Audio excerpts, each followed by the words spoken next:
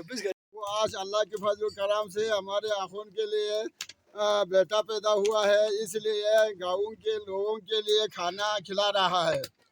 अस्सलामुअलैकुम नाजरीन, उम्मीद है आप सब खैरियत से होंगे। आज मैं आप लोगों को दिखा रहा हूँ हमारे गाँव गुलशन कबीर का एक खूबसूरत रस्म।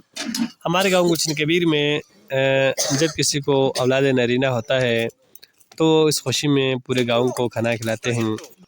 आज भी ऐसा ही एक तकरीब है। हमारे गाँव के एक मुअज़्ज़ज़ फ़र्द को 7 बेटियों के बाद बेटा पैदा हुआ है।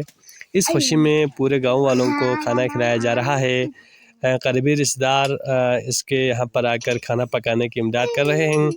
इसके बाद जब खाना पक जाएगा तो पूरा गाँव जमा होकर खाना खाएंगे। उसके बाद उसकी दराज उम्र के लिए दुआ करने के बाद ये मजलिस बर्खास्त होंगे।